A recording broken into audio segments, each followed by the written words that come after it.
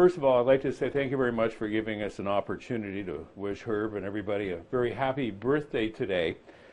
Judy and I really wanted to come down to St. John for this event, but we know how difficult it can be in the wintertime driving between Upper Canada and New Brunswick. I mean, we had lots of experience in the 5 years that we lived in St. John. Although I understand from the weather forecast that it's not the case this year. In fact, you've had so much snow. Well, it's not all snow. Between the snowstorms and the heavy rainfall, you probably have to have some sort of a vehicle. It's a cross between Bright Star and a snowmobile or something to make the trip down there. But I thought what I'd do is, because Herb and I have known each other, well, pretty much the whole time I was in St. John, I thought I'd put into this video the top 10 things that we think makes Herb Herb.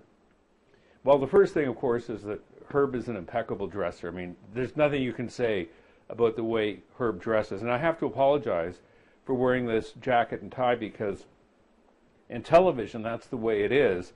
And I know from experience, of course, Herb is just a perfect dresser in every way. So I apologize, Herb, for dressing like this, given the role model that you've supplied to me in my years from St. John. The number 9 thing that strikes us as Herb being Herb, of course, is his, I guess it's his ability to deal with money would be the appropriate way to put it. What you may not realize is that Jack Benny, you know, Jack Benny from the Jack Benny Show, well, he used Herb as a role model for his persona in the TV show. And only Herb could have had that much frugility in his approach to life. Number 8 on our list of things that make Herb Herb, he talks way too much. I mean, this guy just can't shut up. And that's why we put him on the show with John Campbell, who's exactly the opposite. We can't get John to say anything, as you've probably already heard this evening. So, Herb, you got to work on that to be, you know, really get things under control. Number 7 in the things that make Herb Herb. Well, Herb is way, way, way too polite, but it still needs to be improved. I mean, nothing is perfect, Herb. Now, what you may not understand is that last summer he was stopped by U.S. Customs in the Mounties out in the Bay of Fundy. Now, that happens. Of course, he was the only boat stopped that day, and we don't know quite why Bright Star was selected. But Herb and Kim, being the polite people they are, offered everybody on the boarding party coffee. You just forgot one little thing. You see, you should have offered them a small shot of something to help with the investigation, and things would have been much better for you. Number 6 on our list that makes Herb Herb. He's extremely civic-minded. I mean, look at the work he's done for St. John. In fact, Herb was one of the talk points at Common Council this past year when St. John Fire asked for $50,000 for a bigger rescue boat. They needed something capable of towing Bright Star out of the reversing falls. Think on it, Herb. Number 5 on our list tonight. He's very, very good with tools. In fact, he's now hoping to have work finished on his building on Prince William completely done, no matter what happens, no later than 2045. Sooner if he can find a sponsor to donate the materials and tools that he needs. Number 4 on our list. Well, if you've ever been to Herb's house for dinner, you know that he is just excellent at making vintage wines.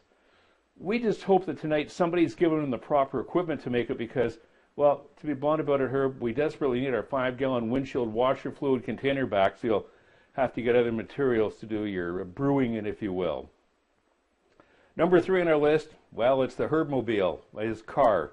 A 1994 Jeep, which, by the way, is still in excellent condition, even after all these years. And for those of you who haven't been out in it, there are still 2 original pieces in use in the car, the turn signals and the horn, neither of which has ever been used. As you know, Herb keeps it in top mechanical condition. After 900,000 miles, it not only stops on a dime, but picks it up too. We're going to reserve comment, though, on the drivetrain. Number 2 on our list of things that Herb is known for would be, well, his love for boating and scuba diving, activities which he's excelled at and enjoyed for many years.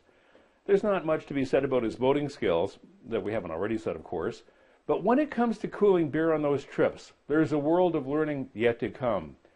This year, he studied the effect of salt water on flimsy bags full of beer being dragged behind a moving sailboat, and then the floating characteristics of beer cans when cooling in the Bay of Fundy in a canvas bag with the top undone.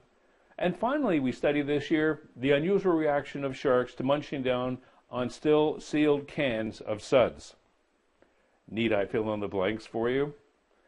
And finally, number one on our list of things that make Herb Herb, good things come to those who wait, which is quite obvious by all the people who are here tonight to share your birthday and to say thanks for all the liner jokes that you've inspired.